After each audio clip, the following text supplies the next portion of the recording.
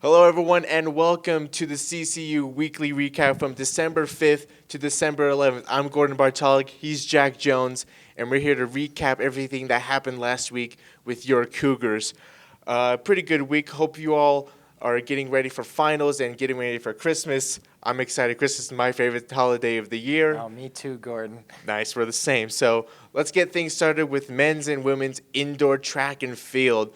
Both teams traveled to Gunnison, Colorado over the weekend to compete in the Mountaineer Open hosted by Western Colorado. A very solid performance from both teams, I would say, and including some new school records, so we'll get to that in a little bit. Starting off on the women's side, Hannah George started things off as she competed in the sprinting events, both in the 600-meter and 200-meter. She posted a stellar time of 7.93 seconds, which is just 0.2 seconds off from tying her own school record. Nice. And which she set last year in last year's RMAC Indoor Championship. So she was just that close from bringing in her own record. Very close. In the 200-meter, she posted a time of 26.71 seconds. So pretty overall good score. Tara Smoker also competed in the 200-meter, coming off just behind George at 27.09 seconds. But she went on to the 400-meter and finishing off a time of 1 minute, 0.49 seconds, making that a new school record. Woohoo! New school record. There we go. All right, and now we'll look at Elena Wallace, who took first place in the 800-meter, finishing with a time of 2 minutes, 29.59 seconds. And Ashley Ville capped off her day for the women's at the triple jump. She jumped her way to CCU's record books as she flew over the previous record, making a new one at 35 inches, .325, and her previous one being 32.8.5. I have to give a special shout out to high jumpers like that. I could never do that. I could never do it either. I could barely jump off my couch. Quickly on the men's side, Tyler Bradley competed in both the 600-meter sprints as well as the 200-meter sprints. In both events, he posted career best times for indoor events and set new school records. Bradley posted a NCAA provisional time of 6.96 seconds in the finals, which he bested his previous career at 7.02, which he ran in 2021.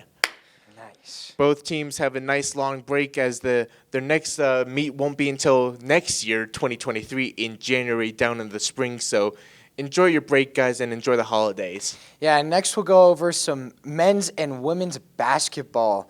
Both teams had very solid wins on Wednesday, December 2nd versus Chadron State. The women's won 85-52, and every single player on the team had a point.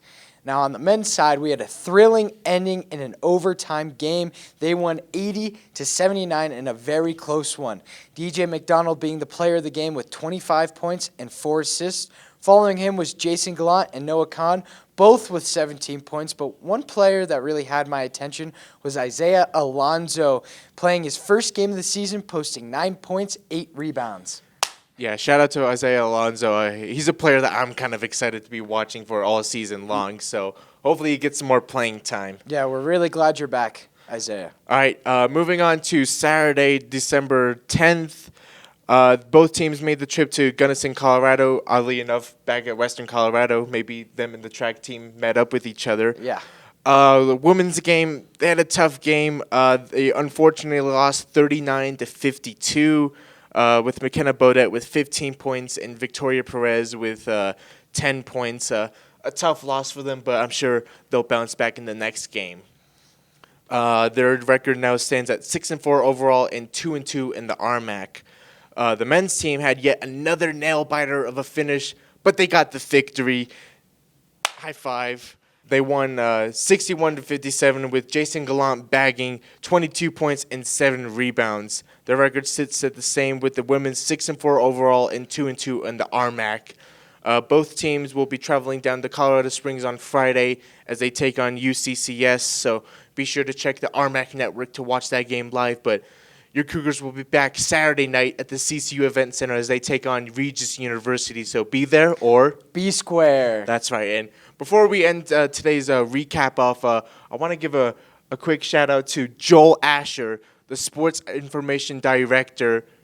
A few weeks ago, our good friend Spencer Patterson called them out to do the gritty, and he did it. Yes, let's go, We got him Joel. to do the gritty, so hopefully that clip is playing now, and some pretty good dance moves from Joel, I would say. Yeah, he was smooth with it. Thank you, Joel, for hitting the gritty for us. Well, that's going to do it for us here at the CCU Weekly Recap. We hope you guys enjoyed the show. We hope you guys enjoyed this upcoming week.